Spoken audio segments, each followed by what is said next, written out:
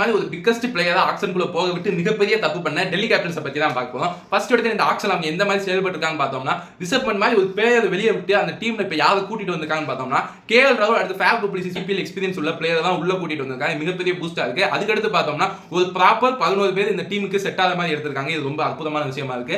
அதுக்கு அடுத்து இப்போதைக்கு இந்த டீமோட பிளேயிங் 11 பார்த்தோம்னா, ஃபர்ஸ்ட் எடுத்து கேஎல் ராகுல், ஜேக் ஃப்ரேசர் மெக்கா, அடுத்து அந்த டீமோட வைஸ் கேப்டனாக ஃபேப் டு பிளேஸ் அபிஷேக் போதல், அடுத்து அந்த டீமோட கேப்டனாக அக்ஷர் பட்டேல், கிறிஸ்டியன் அசுதோஷ் சர்மா இல்லைன்னா வந்து சமீர் ரிஸ்வி ஆகலாம். அடுத்து பவுலர்ஸுக்கு போயிட்டோம்னா அங்க மிச்சல் ஸ்டார், முகேஷ் சௌத்ரி, நட்ராஜன், அடுத்து குல்தீப் யாதவ், மோஹித் சர்மா மாதிரி பிளேயர்ஸ் இருக்காங்க.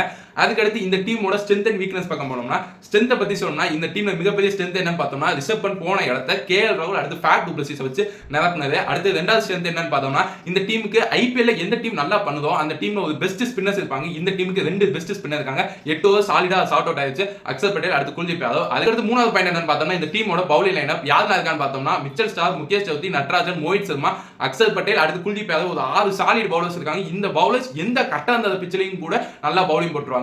அடுத்து அப்படியே வீக்னஸ் போயிட்டோம்னா அங்க ரொம்ப கஷ்டப்படுற மாதிரி இருக்கு. ஏன் இப்படி சொல்றேன்னு பார்த்தோம்னா, கரெக்டா 11 பிளேயர்ஸ் தான் இருக்காங்க. யாருக்காவது ஒருத்தால் இன்ஜுரி ஆயிடுச்சுன்னு பார்த்தோம்னா லைக் டு லைக் ரீப்ளேஸ்மெண்ட் இல்லாத மாதிரியே இருக்கு. அதுக்கடுத்து ரெண்டாவது பாயிண்ட் என்னன்னு பார்த்தோம்னா, இந்த டீம்ல ஒரு கோர் பிளேயர்ஸா இருக்க கிறிஸ்டியன் ஸ்டப்ஸ், அடுத்து ஜேக் ஃப்ரேசர் மெக்கா, இவங்க 2 பேருமே போன வருஷம் அற்புதமா விளையாண்டாங்க. ஆனா இந்த சீசனுக்குள்ள வரப்ப அவங்க ரொம்ப அவுட் ஆஃப் ஃபார்ம்ல இருக்காங்க. ரொம்பவே கஷ்டப்படுற விஷயமா இருக்கு. அதுக்கடுத்து மூணாவது பாயிண்ட் என்னன்னு பார்த்தோம்னா, புதுசா கேப்டன்சி பண்ண போத அக்ஷர் பட்டேல் பத்தி தான் இருக்கு. அக்ஷர் பட்டேல் என்னதான் இந்தியாவுக்கு ஒரு கேம் சேஞ்சரா இருந்தாலுமே, டெல்லி கேபிட்டல்ஸ் கேம் சேஞ்சரா இருந்தாரு. ஆனா கேப்டனா இருப்பாங்கன்னு எனக்கு சந்தேகமா இருக்கு.